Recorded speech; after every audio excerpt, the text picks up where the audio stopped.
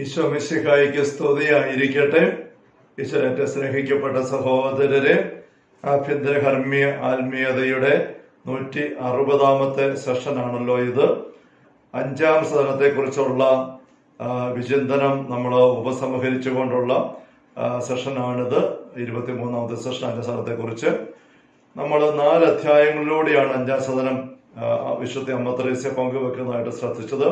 നമുക്ക് ഈ ഒരു സെഷനിൽ നമ്മൾ കണ്ട കാര്യങ്ങളെല്ലാം പെട്ടെന്നൊന്ന് സമ്യക്കായിട്ട് ഒന്ന് ഓർമ്മ പുതുക്കിയെടുക്കാം. 1ാമത്തെ അധ്യായം നമ്മൾ ശ്രദ്ധിച്ചത് പ്രാർത്ഥനയിൽ ആത്മാവിന് ശ്രദ്ധിക്കുന്ന ദൈവ ഐക്യം, അതാണ് വിഷയം. യഥാർത്ഥത്തില് ഈ അധ്യായത്തില് ഈ 5ാം സദനം മുഴുവന്റെയും കാര്യങ്ങൾ അമ്മ ത്രേസ്യ പറഞ്ഞു കഴിഞ്ഞു. പിന്നെയുള്ള അധ്യായങ്ങളില് പട്ടുപുഴുവിന്റെ ഉപമ വെച്ചുകൊണ്ടും മറ്റൊരു രീതിയിൽ വിധേയാന്വിതമായ ഐക്യത്തിലൂടെ എങ്ങനെ ഇതിലേക്ക് കടന്നു വരാൻ പറ്റും എന്നുള്ളതും ഒക്കെ പറഞ്ഞു വെച്ചിട്ട് പിന്നെ 4ാമത്തെ അധ്യായത്തില് വേറെ ഒരു ഉപമയിലേക്ക് പോവുകയാണ്. വിവാഹ ആലോചന, വിവാഹ നിശ്ചയം, വിവാഹ വാഗ്ദാനത്തിലേക്ക് എത്തുന്നതിന് മുമ്പ് കൂടിക്കാഴ്ച, അങ്ങനെയൊക്കെയുള്ള അനുഭവമാണ്. ഇതെല്ലാമാണ് പ്രാർത്ഥനയില് ആത്മാവിന് കിട്ടുന്ന ദൈവൈക്യത്തിന്റെ വിശദീകരണങ്ങളൊക്കെ അമ്മ ത്രേസ്യ ഉപയോഗിക്കുന്നത്. അപ്പൊ ഈ കാര്യം അതിന്റെ ആശയം മുഴുവനും 1ാം അധ്യായത്തിൽ പറഞ്ഞു കഴിഞ്ഞു. അവിടെ അമ്മ ത്രേസ്യ ആരംഭത്തിൽ തന്നെ പറയുന്നുണ്ട്, ഈ ഒരു അനുഭവത്തിലേക്ക് പ്രവേശിക്കാത്തവർ വിരളമായിരിക്കും. ആത്മീയതയിൽ ഗൗരവത്തോടെ ദൈവത്തെ അന്വേഷിച്ചു പോകുന്ന വ്യക്തികളിൽ ഇതിലേക്ക് പ്രവേശിക്കാത്തവർ വിരളമാണ്. പക്ഷേ ഇതില് ദൈവം കരുതി വച്ചിരിക്കുന്ന അനുഗ്രഹങ്ങൾ പ്രാപിക്കുന്നവർ ചുരുക്കമാണ്. അങ്ങനെ വ്യത്യാസം അമ്മ സാധ്യത പറയുന്നുണ്ട്. വിവാഹത്തിന്റെ ആലോചനകള് എടുക്കുന്നില്ലാത്തവര് ഒരു വിവാഹപ്രായമാകുമ്പോൾ ഒരുപക്ഷെ ആരും തന്നെ കാണുകയില്ല. പക്ഷെ ആലോചന എടുത്തിട്ട് ഒരു വിവാഹ നിശ്ചയത്തിലേക്ക് വരിക എന്ന് പറയുന്നത് വേറൊരു കാര്യമാണ്. അത് തീരുമാനത്തിലേക്ക് പോവുകയാണ്. അങ്ങനത്തെ ഒരു തീരുമാനപരമായ ഒരു ബന്ധത്തിലേക്ക് ദൈവവുമായിട്ട് കടന്നു വരണം.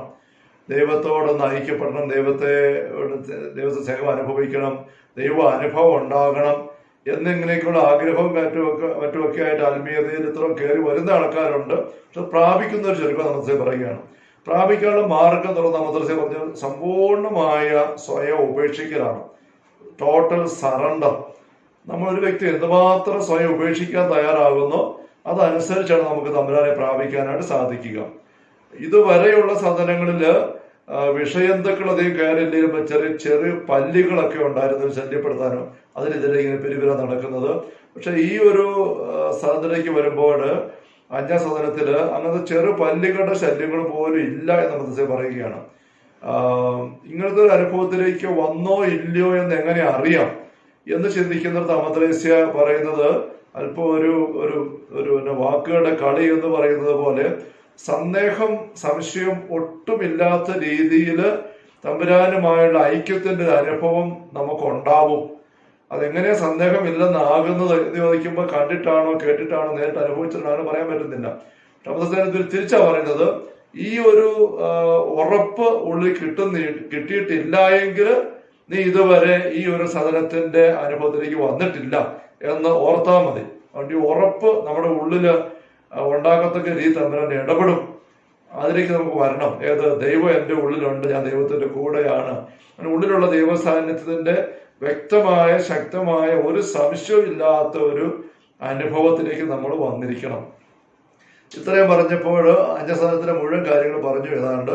പക്ഷെ അമ്മ വിശദീകരിക്കാൻ നോക്കുക. അടുത്ത അധ്യായത്തില് 2ാം അധ്യായം പട്ടുപുഴുവൻ രൂപം പറഞ്ഞുകൊണ്ട് അപ്പൊ എന്താണ് ഇങ്ങനെ ഒരു ഐക്യത്തിലേക്ക് നമ്മളെ എത്തിക്കുന്ന ആന്തരിക അതിന്റെ ഡൈനമിക്സ്, പ്രവർത്തനം എന്താ നമ്മൾ വിശദീകരിക്കാൻ നോക്കുന്നതാണ്.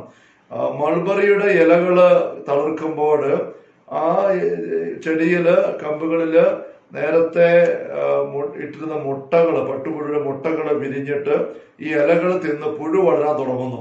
തിരുസഭയിൽ നമുക്ക് വേണ്ടി ക്രമീകരിക്കപ്പെട്ടിരിക്കുന്ന അനേക ആത്മീയ സഹായങ്ങള്, കുദാശകള്, പ്രാർത്ഥനാ ക്രമീകരണങ്ങൾ, ഇതെല്ലാം ഇതൊക്കെയാണ് ഈ ഇലകള് തിന്ന് പുഴു വളരുമെന്ന് പറയുമ്പോൾ ഉദ്ദേശിക്കുന്നത്. നമ്മള് ദൈവ മക്കളായിട്ട് മാമോദീസയിലൂടെ ജനിച്ചു കഴിയുമ്പോൾ ആ അവസ്ഥയിൽ ദൈവം നമുക്ക് സ്വാഭാവികമായി സാധാരണ തന്നിരിക്കുന്ന തിരുസഭയിൽ ഒരുപാട് പ്രാർത്ഥനാ സഹായങ്ങളുണ്ട്, കുദാശകൾ, അങ്ങനെ മറ്റ് ആത്മീയ അഭ്യാസങ്ങള്, ഭക്തകൃത്യങ്ങള്, ഇടവക ജീവിതം, ശുശ്രൂഷ മേഖല, അതെല്ലാം വഴിയായിട്ട് നമ്മൾ പുഴു ഇല തിന്ന് വളരുന്നത് നമ്മൾ വളരണം.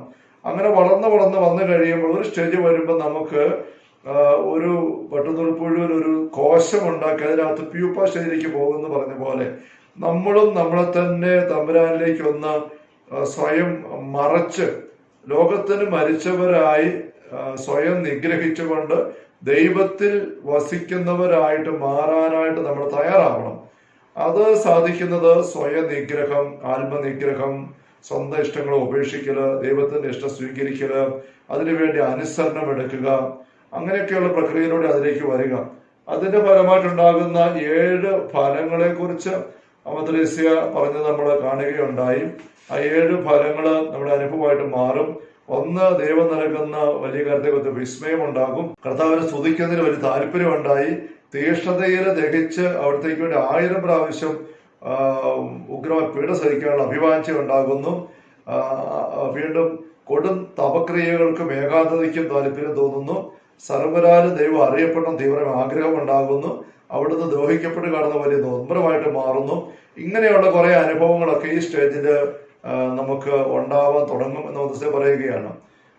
അപ്പൊ അങ്ങനെ വന്ന് അതിലൂടെ നീങ്ങുമ്പോഴാണ് നമുക്കൊരു രൂപാന്തരീകരണ അനുഭവം ഉണ്ടാകുന്നത്. പ്യൂപ്പ സ്റ്റേജിലൂടെ കടന്നു പോകുന്ന പട്ടുപുഴു ചതുസ്രഭമായിട്ട് പുറത്തിറങ്ങുന്നത് പോലെ നമ്മൾ വേറൊരു ആത്മീയ തലത്തിലേക്ക് കടന്നു വരാൻ ദൈവം ഇടവരുത്തും എന്ന് പറയുകയാണ്. അപ്പം പുഴുവായിരുന്നത് പറന്നു നടക്കുന്ന അവസ്ഥയിലേക്ക് വരുന്നത് എന്തൊരു പ്രസരിപ്പാണ്, എന്തൊരു സ്വാതന്ത്ര്യമാണ്, ആവേശമാണ്, രൂപഭാവം എല്ലാം മാറിപ്പോയി. അങ്ങനത്തെ ഒരു അവസ്ഥയിലേക്ക് വരുമ്പോൾ പിന്നെ ഒരു സങ്കടവും വിഷമവും ഒന്നും നമുക്ക് ഇല്ല എന്ന അവസ്ഥ വരുമെന്നല്ല മദ്രസ മറിച്ച് നല്ല ആഴമായ സമാധാനം ഉണ്ടെങ്കിലും വലിയ അസ്വസ്ഥതയുടെ ഒരു അനുഭവം കൂടെ മറുവശത്തുണ്ട്. അതിന് കാരണം എന്താണ്? ആത്മാക്കൾ അനേകരും നാശത്തിലൂടെ പോകുന്നു, നശിക്കുന്നു. ഇത് കാണുമ്പോൾ നൊമ്പരം, ദൈവം തിരസ്കരിക്കപ്പെടും, ദൈവത്തിന്റെ സ്നേഹം ആർക്കും വേണ്ട, മനസ്സിലാക്കുന്നില്ല അതിന്റെ വേദന, സ്വർഗത്തിന്റെ മുഴുവനും നൊമ്പരം നമ്മൾ ഉള്ളിൽ കിട്ടുന്നു. കൃപാവരത്തെ അവഗണിച്ചുകൊണ്ട് പോകുന്ന സഭാ മക്കളും സഭാ ശുശ്രൂഷകരും പോലും നീങ്ങുന്നത് കാണുമ്പോഴുള്ള വിഷമം, ഇതെല്ലാം കൂടെ വന്നിട്ട് ആത്മാവിനെ പിളർക്കുന്ന ദുഃഖം അനുഭവപ്പെടുമെന്ന് നമുക്ക് പറയുകയാണ്. അതിനു മുമ്പ് എത്ര ചിന്തിച്ചാലും ധ്യാനിച്ചാലും പ്രസംഗം കേട്ടാലും ഈ കാര്യങ്ങളെല്ലാം കേട്ടാലും തോന്നാത്ത, അനുഭവപ്പെടാത്ത ഒരു വേദന ഹൃദയത്തിൽ വല്ലാണ്ട് അനുഭവപ്പെടാനായിട്ട് തുടങ്ങും. യഥാർത്ഥത്തിൽ ഈശോ അനുഭവിച്ചത് ഇതുപോലത്തെ വേദനയായിരുന്നു. ഒരു സ്നാനം സ്വീകരിക്കാനുണ്ട്, പണ്ട് ഇത് പൂർത്തിയായിരുന്നെങ്കിൽ എന്നൊക്കെ പറയുമ്പോൾ ഈശോ അനുഭവിച്ച ഇതാണ്. എത്ര അധികമാണ് ഞാൻ ആഗ്രഹിച്ചു ഈ കാസ നിങ്ങളോട് പാനം ചെയ്യാൻ അദ്ദേഹത്തെ മുമ്പ് ഈശോ പറയുകയാണ്. ഈശോയെ ഏറ്റവും ക്ലേശിപ്പിച്ച ദുഃഖമെന്ന് പറയുന്നത് ക്രൂശീകരണത്തിന്റെ ഏതെങ്കിലും ഇനം ആയിരുന്നില്ല, മറിച്ച് അനേക വ്യക്തികള് പിതാവിനെ അറിയുന്നില്ല, പിതൃസംഘത്തിലേക്ക് വരുന്നില്ല, നാശത്തിലേക്ക് പോകുന്നു, നിത്യമായ നാശത്തിലേക്ക് ഇരുന്ന് പെടുന്നു. അത് കണ്ടുള്ള നൊമ്പരമാണ് ഈശോ അധികം വേദനിപ്പിച്ചത്. ആ നൊമ്പരത്തിലാണ് നമ്മൾ പങ്കുചേരാനിട വരിക എന്ന് മദ്രസ പറയും. അപ്പം നമ്മൾ ഒരു ആത്മീയ അനുഭവത്തിലേക്ക് പട്ടുപുഴു ചിത്രപോയിട്ട് മാറി പടം നടക്കാൻ ആരംഭിക്കുമ്പം അതിന് ആവേശമായ സന്തോഷം, സ്വാതന്ത്ര്യം, പക്ഷെ അതോടൊപ്പം അതിന് ക്ലേശങ്ങൾ വരികയാണ്. ഇനി പഴയ പോലെ ജീവിക്കാൻ പറ്റിയല്ല, പഴയ പോലെ പുഴുവിനപ്പുറം ഇഴയാൻ പറ്റിയല്ല, ഇല തിന്നാൻ പറ്റിയല്ല, വേറെ അവസ്ഥയിലേക്കാണ്. ആ അവസ്ഥ പക്ഷെ ഇതുപോലെയുള്ള കുറെ അസ്വസ്ഥത കൊണ്ട് തരുന്നുണ്ട് എന്ന് പറയുകയാണ്. വീണ്ടും 3-ാമത്തെ അധ്യായത്തിലേക്ക് വരുമ്പോൾ ഇങ്ങനെ ഒരു ആത്മീയ ആനന്ദത്തിന്റെ അനുഭവത്തിലേക്ക് എത്തുന്ന വ്യക്തി എന്താ ചെയ്യേണ്ടത്? അതുകൊണ്ട് നിർത്തരുത്. പട്ടുപുഴു ചതുസരമായി കഴിയുമ്പോൾ പാറി നടന്നിട്ട് കുറെ മുട്ട മൾബറി കമ്പുകളിലെല്ലാം മുട്ടയിട്ട് ചത്തുപോകുന്ന അനുഭവം ഉണ്ട്. അങ്ങനെയാണ് സംഭവിക്കുക സാധാരണ. പക്ഷെ അങ്ങനെ തീരാനുള്ളതല്ല നമുക്കിങ്ങനെ രൂപാന്തരം വന്നു കഴിയുമ്പോഴേക്കും അതുവരെ കിട്ടിയ അനുഭവങ്ങൾ, ആത്മീയ സന്തോഷങ്ങള്, അതിന്റെ വിശദാംശങ്ങളൊക്കെ നമുക്ക് പറഞ്ഞു കൊടുത്തും പഠിപ്പിച്ചു കൊടുത്തും ആൾക്കാരെ അതിലേക്ക് കൊണ്ടുവരാൻ പരിശ്രമിച്ചും ശുശ്രൂഷ ചെയ്തും ഒക്കെ ആയിട്ട് നമുക്ക് വേണമെങ്കിൽ ജീവിതം നമുക്ക് തീർക്കാൻ പറ്റും. അങ്ങനെ തീർന്നു പോയാൽ മദ്രസ പറയുകയാണ് കുറെ മുട്ടയിട്ടിട്ട് ചത്തുപോകുന്ന മുഴുവൻ പല ചെറുപ്പത്തെ പോലെ ആയി പോകും. നമുക്ക് മുട്ടയിടണം, പക്ഷെ അതുകൊണ്ട് മാത്രം പോരാ, നമുക്കിനി പറന്നു വന്ന് ഒരുപാട് ഉയരാനായിട്ടുണ്ട്, തമ്പുരാനുമായുള്ള വലിയ ഐക്യത്തിന്റെ തരത്തിൽ കയറി പോകാനായിട്ടുണ്ട്. അതുകൊണ്ട് ഇതുവരെ വന്ന് എത്തിയ കാര്യങ്ങളൊക്കെ തൃപ്തിയിൽ അവസാനിച്ച് പോകരുത്, മുന്നോട്ട് പോകണം. എന്ന് വെച്ചാല് 5ാം സ്ഥലത്തിലേ ആയുള്ളൂ, 6ഉം 7ഉം കിടക്കുകയാണ്, അങ്ങോട്ട് കയറി പോകണം. ആരംഭം തന്നെ പറഞ്ഞതാണ് മദ്രസ പിശാചി കടി 1ാം സ്ഥലത്ത് വരുമ്പോൾ തന്നെ കുറെ ആത്മീയ കാര്യങ്ങളും പ്രാർത്ഥനാ കാര്യങ്ങളും ശുശ്രൂഷ മേഖല കിട്ടിക്കഴിയുമ്പോൾ അതിനകത്ത് ഏതെങ്കിലും കയറിയിട്ട് അതുകൊണ്ട് അങ്ങ് തൃപ്തി എടുത്ത് ജീവിതവും സമയം മുഴുവൻ അവിടെ ചെലവഴിച്ചങ്ങ് തീർന്നു പോകുന്നു. ഇനി ആത്മീയമായിട്ട് വളരാൻ ഒന്നുമില്ല എന്ന മട്ടിൽ അങ്ങനത്തെ വലിയൊരു കെണി സാത്താൻ തന്നെ ഒരുക്കി വെക്കാറുണ്ട് കയറി വരുന്നവർക്ക് പല സ്റ്റേജിലും. അപ്പൊ അതിന്റെ ഒരു അനുഭവം ഇവിടെയും വരാം. മനസ്സിൽ പറയണം, മുട്ടയിട്ട് തീർന്നാൽ മാത്രം പോരാ, കയറി വരണം. ഇനി ഈ ആത്മീയാനന്ദം നമുക്ക് നേരെ ഈ കിട്ടാൻ ദൈവം തരാൻ ദൈവം എന്നത് മനസ്സായില്ല എന്ന് ചില ആൾക്കാർക്ക് വിഷമം ഉണ്ടാകും. അങ്ങനെ ഉള്ളവരും വിഷമിക്കേണ്ട. അവർക്ക് വേറെ വഴി വെച്ചിട്ടുണ്ട്. എന്നുവെച്ചാൽ സ്വന്തം ഇഷ്ടത്തെ പൂർണ്ണമായി ദൈവത്തിന്റെ ഇഷ്ടത്തിന് വിധേയപ്പെടുത്താനായിട്ട് നിരന്തരം പരിശ്രമിക്കുക. സ്വന്തം ഇഷ്ടം സ്വയം ത്യജിച്ചുകൊണ്ട് മാത്രമേ അവിടുത്തെ അനുഗമിക്കാൻ പറ്റുന്ന പഠിപ്പിക്കുന്നുണ്ടല്ലോ. അതിനു വേണ്ടിയിട്ട് നമ്മൾ ആത്മാർത്ഥമായിട്ട് ആഗ്രഹിക്കുക, നിരന്തരം പരിശ്രമിക്കുക. അങ്ങനെ നീങ്ങി സമ്പൂർണ്ണമായിട്ട് ദൈവത്തിന്റെ ഇഷ്ടത്തെ നമ്മുടെ ഉള്ളത്തെ വിധേയപ്പെടുത്തിക്കൊണ്ട് ജീവിക്കാൻ നമുക്ക് സാധിക്കുന്ന അവസ്ഥ വരുമ്പം, തൊട്ട് മുമ്പ് പറഞ്ഞ ആനന്ദ അനുഭവത്തിന്റെ ഐക്യം അങ്ങനെ ദൈവം നേരത്തെ അന്ന് നമുക്ക് ഉണ്ടായില്ല എങ്കിൽ പോലും ഒരു പോരായ്മയില്ല. ഈ സമ്പൂർണ്ണ വിധേയപ്പെടുത്തുന്ന നമ്മുടെ മനസ്സിൽ ദൈവത്തിന്റെ മനസ്സിൽ വിധേയപ്പെടുത്തുന്ന അനുഭവം സമ്പൂർണ്ണമായിട്ട് നമുക്ക് സാധിച്ച് കിട്ടിക്കഴിഞ്ഞാൽ പിന്നെ അനുഭവപരമായ ഐക്യത്തിനോട് നോക്കേണ്ട ആവശ്യമില്ല. ഇതിനകത്ത് വരേണ്ട മറ്റതുപോലും ഇത് വെച്ചാൽ അടിസ്ഥാനപരമായി പറയുകയാണ്. അപ്പൊ ഇങ്ങനെ വന്നു കഴിയുമ്പോൾ എന്താണ് അനുഭവം? ഇങ്ങനെ നമ്മൾ സമൂഹത്തിന്റെ സമ്പൂർണ്ണ കീഴ്പ്പെടുത്തിയോ എന്നറിയാനൊരു മാർഗം മനസ്സിൽ പറയുന്നത്, തമ്പുരാന്റെ ഉള്ളിലോ നൊമ്പരം ഉണ്ടാക്കുന്ന കാര്യങ്ങളെ നമ്മുടെ ഉള്ളിൽ നൊമ്പരം ഉണ്ടാക്കുള്ളൂ. ലോകത്തിന്റെ രീതി ജീവിക്കുന്നവർക്ക് നൊമ്പരവും വിഷമവും സങ്കടവും നിരാശയും ഉത്കണ്ഠയും ഉണ്ടാക്കുന്ന കാര്യങ്ങള് നമ്മളെ അധികം സ്വാധീനിക്കുകയില്ല എന്ന് വരും. ഒരു രോഗം വരുന്നു, ഒരാളുടെ മരണം സംഭവിക്കുന്നു, മരണത്തിലേക്ക് പോകുന്നു, നമുക്ക് രോഗം വരുന്നു, ഒരു പണം നഷ്ടപ്പെടുന്നു, സാമ്പത്തിക ഞെരുക്കം വരുന്നു, തെറ്റിദ്ധാരണ ഉണ്ടാകുന്നു, അപവാദം കേൾക്കുന്നു, ദുഷ്പ്രവാദ കേൾക്കുന്നു, ഭൂഷണം കേൾക്കുന്നു. അങ്ങനെയൊക്കെയുള്ള കാര്യങ്ങൾ നമ്മളെ ഒന്നും വലിയ ഏഷ്യയാണെന്നാകും. കാരണം അതിനകത്ത് വലിയ കഴമ്പൊന്നുമില്ല, കാര്യമൊന്നുമില്ല. തമ്പുരാന്റെ പക്കൽ നിന്ന് അകന്നു പോകരുത്. ദൈവത്തിന്റെ നൊമ്പരം എവിടെയോ അവിടെ എന്റെ നൊമ്പരം. അങ്ങനത്തെ സ്ഥലത്തേക്ക് മാറി വരുന്ന ഒരു അനുഭവം ഇവിടെ ഉണ്ടാകുന്ന അമൃതസ്യ പറയുകയാണ്. എങ്കിൽ പോലും അപ്പുറത്തെ അമൃതസ്യ വീണ്ടും പറയുന്നുണ്ട്, ഒരു മരണം നമ്മുടെ അപ്പനോ സഹോദരനോ അല്ലെങ്കിൽ മരിക്കുമ്പോൾ നമുക്ക് ഒരു കരച്ചിലും വരികയെന്നല്ല, വരണം, വന്നോട്ടെ.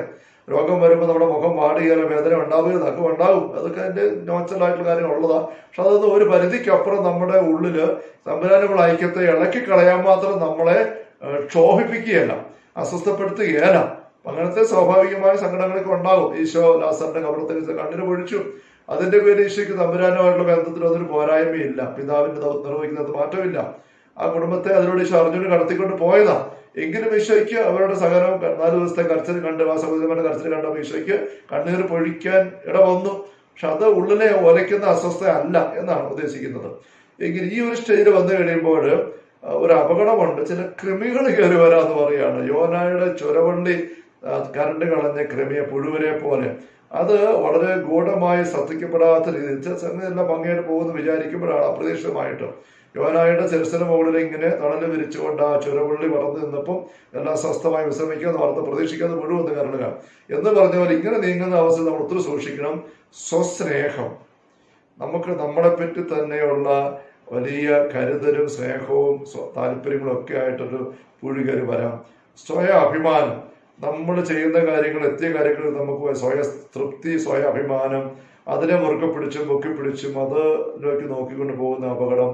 പിന്നെ മറ്റുള്ളവരെ കുറിച്ച് വളരെ എളുപ്പത്തിൽ ദുർവിധി പറയാനിട വരുന്നു. അത് ശരിയല്ല, അവരങ്ങനെ പോകുന്ന ഭംഗിയല്ല, അത് ശരിയായ പോക്കല്ല എന്നൊക്കെയുള്ള ദുർവിധികളിലേക്ക് പോകുന്നു. അതിന് പകരം ഫലദൂഷണം വരുന്നു. പിന്നെ നമ്മളുടെ കാര്യത്തിൽ നമ്മൾ എടുക്കുന്ന അത്രയും സ്നേഹം മറ്റുള്ളവരുടെ കാര്യത്തിൽ എടുക്കാൻ പറ്റാതെ സ്നേഹത്തിന്റെ നിറവില്ലായ്മ അനുഭവപ്പെടുന്നു. സ്വയ സ്നേഹം അതിന്റെ ഒരു വശമാണ്. ഇങ്ങനെയുള്ള ചില തണ്ടുതുരപ്പൻ പുഴുക്കളുണ്ട്. തെങ്ങ് കുറച്ച് കഴിയുമ്പം ചെള്ള് കയറി കടിച്ചു കഴിഞ്ഞ് പ്രതീക്ഷിക്കാതെ തെങ്ങ് പോകുന്നു പറഞ്ഞ പോലെ ഇത്രയും വളർന്നു കഴിഞ്ഞിട്ട് ഇങ്ങനത്തെ കൃമികളെ ശ്രദ്ധിക്കണം നമ്മൾ ദിവസം പറയുകയായിരുന്നു. ഇതിനെ മറികടക്കാൻ ഏറ്റവും ഉറപ്പുള്ള മാർഗം എന്ന് പറയുന്നത് സ്നേഹമാണ്. ദൈവസ്നേഹവും പരസ്നേഹവും. ദൈവസ്നേഹത്തിൽ അധിഷ്ഠിതമായ പരസ്നേഹം. പരസ്നേഹത്തിലൂടെ നിന്നെ തന്നെ നീ എന്തുമാത്രം സ്വയം ദൈവസ്നേഹം പ്രകാശിപ്പിക്കാനായിട്ട് സാധിക്കുന്നു, അതനുസരിച്ച് നിന്റെ ആത്മീയതയുടെ ഉറപ്പ് അവിടെയാണ് വരുന്നത്. എന്ന് പറയുമ്പോൾ യഥാർത്ഥ ആത്മീയതയുടെ ഉറപ്പ് പരിസരമായ ഫലങ്ങൾ നോക്കി അറിയേണ്ടത്. ഫലങ്ങൾ ഒന്നാമത്തെ സ്നേഹമാണല്ലോ. സ്നേഹം, ആനന്ദം, സമാധാനം, നന്മ, ദയ, ക്ഷമ, ആത്മസംയമനം, ഇങ്ങനെ പറയുന്നത്. അപ്പൊ ആ ഒരു ഫലങ്ങള് അതിലൊന്നാമത്തെ സ്നേഹം. അപ്പൊ ഈ സ്നേഹം നിനക്ക് എന്തുമാത്രം ആത്മാർത്ഥമായിട്ട് മറ്റുള്ളവരോടുണ്ട് ഇല്ല, ഇതിലാണ് നമ്മൾ നോക്കേണ്ടത്. ഒരു കൃമിയും നമ്മുടെ കരണ്ട് പോകുന്നില്ലെന്ന് ഉറപ്പാക്കാനായിട്ട്. ഇന്ന് സ്നേഹത്തെ പറ്റി പറയുമ്പോൾ നമ്മൾ വെറുതെ പ്രാർത്ഥിക്കുമ്പോൾ കിട്ടുന്ന സ്നേഹത്തിന്റെ ഒരു അനുഭവം, ഇഷ്ടം, അത് മാത്രം നോക്കിയാൽ പോരാ. യഥാർത്ഥ ജീവിത രംഗങ്ങളില് നമുക്ക് സ്നേഹത്തോടെ ഇടപെടാനും പെരുമാറാൻ സാധിക്കുന്നുണ്ടോ? അതിനൊരു ടെസ്റ്റ് തന്നെ അവതരിച്ച് പറയാം. ഇടപെടൽ ടെസ്റ്റ് പറയുന്നുണ്ട്. മറ്റുള്ളവർക്കായി നമ്മെ തന്നെ ത്യജിക്കുന്ന, സ്വയം മരിക്കാൻ ജീവൻ അർപ്പിക്കുന്നതാണ് ഏറ്റവും വലിയ സ്നേഹം. ഈശോ പറഞ്ഞല്ലോ, ഈശോ തന്നെ അങ്ങനെ വലിയ ത്യാഗം നമുക്ക് വേണ്ടി എടുത്തു എന്ന് പറഞ്ഞ പോലെ മറ്റു സഹോദരങ്ങള് ദൈവാനുഭവത്തിലേക്കും ദൈവസ്നേഹത്തിലേക്കും വിശുദ്ധിയിലേക്കും കടന്നു വരാൻ വേണ്ടി നമ്മെ തന്നെ ത്യജിച്ചും കൊടുത്തും കൊണ്ട് നീങ്ങാൻ നമുക്ക് എന്താ സാധിക്കുന്നുണ്ട്. അങ്ങനെ ഒരു പരസ്നേഹം, അതിൻ്റെ അടിത്തറയായിട്ട് ദൈവസ്നേഹം, ഇതിലൂടെയാണ് നീ പോകുന്നതെങ്കിൽ നീ പോകുന്ന വഴി ഏതാണ്ട് കറക്റ്റാണ് എന്ന് ഉറപ്പിക്കാം. ഇങ്ങനെ ദൈവത്തിന്റെ ഇഷ്ടത്തിൽ നമ്മെ തന്നെ വിധേയപ്പെടുത്തിക്കൊണ്ടുള്ള ഒരു ഐക്യത്തിലേക്ക് വരുന്നതും ഈ ആനന്ദപരമായ ഐക്യത്തിന്റെ ഒരു വേറൊരു അനുഭവം തന്നെയാണ്. ഇതിലേക്ക് കയറി വരാം എന്ന് മൂന്നാമത്തെ പറയുകയാണ്. ഇത് 4-ാമത്തെ അധ്യായത്തെ മദ്രസ പറയുന്നത് ഈ പട്ടുതുറപ്പുടുവിന് ബാക്കി കാര്യം എന്താണെന്നുള്ളത് നിങ്ങൾക്ക് അറിയാം, ആകാംക്ഷയാണ്. പക്ഷെ അതിലേക്കല്ല പോകുന്നത്, അത് പിന്നെ പറയാം.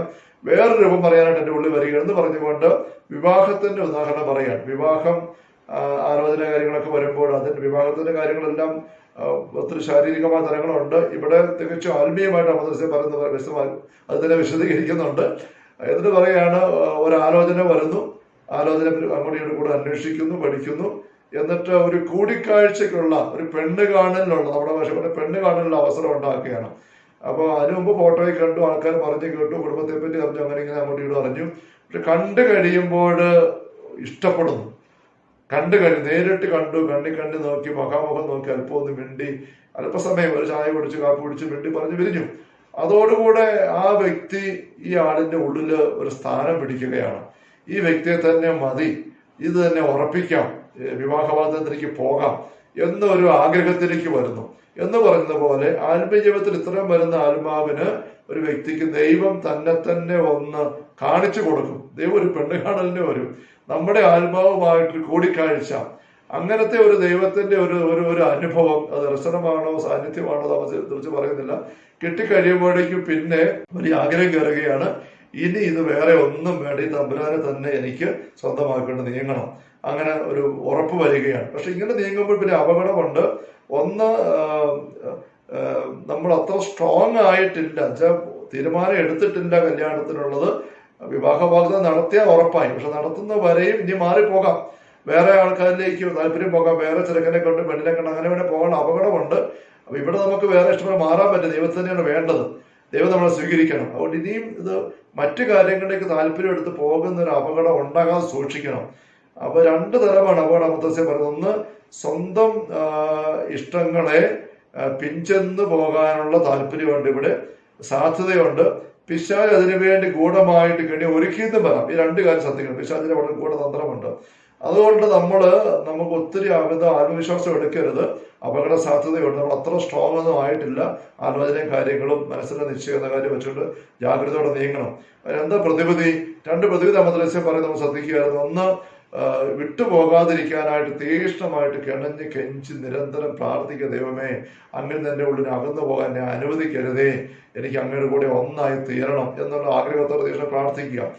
രണ്ടാമത്തേത്, നമ്മൾ ആത്മീയമായിട്ട് വളരുന്നുണ്ട് എന്ന് സ്വയം നിരീക്ഷിച്ച് ഉറപ്പാക്കിക്കോണം. വളരുന്നുണ്ടെന്ന് പറഞ്ഞാൽ രൂപാന്തരീകരണം സംഭവിക്കണം. എന്താ അടയാളങ്ങള്? പുണ്യങ്ങളിൽ വളരണം, പരസ്നേഹത്തിന്റെ കൂടെ തെളിഞ്ഞു വരണം, സ്വയം നിഗ്രഹത്തിൽ ആഴപ്പെടണം, ആത്മനിഗ്രഹം, ത്യാഗപ്രവൃത്തി എടുക്കാനുള്ള തീക്ഷ്ണത കൂടി വരണം. നമുക്ക് ഏൽപ്പിക്കപ്പെട്ടിരിക്കുന്ന ഉത്തരവാദിത്തങ്ങൾ നല്ല വിശ്വസ്തയോടെ ചെയ്തു പോകുന്നുണ്ട് നമ്മൾ കാണണം. ഇങ്ങനത്തെയുള്ള കുറെ കാര്യങ്ങളിൽ ശ്രദ്ധിച്ചിട്ട് ഞാൻ മുന്നോട്ട് തന്നെ വളരുകയാണ്, വളർന്നുകൊണ്ടേ ഇരിക്കുകയാണെന്നുള്ളത് നീ ഉറപ്പാക്കണം. അങ്ങനെയാണ് നമ്മൾ നീങ്ങേണ്ടത്.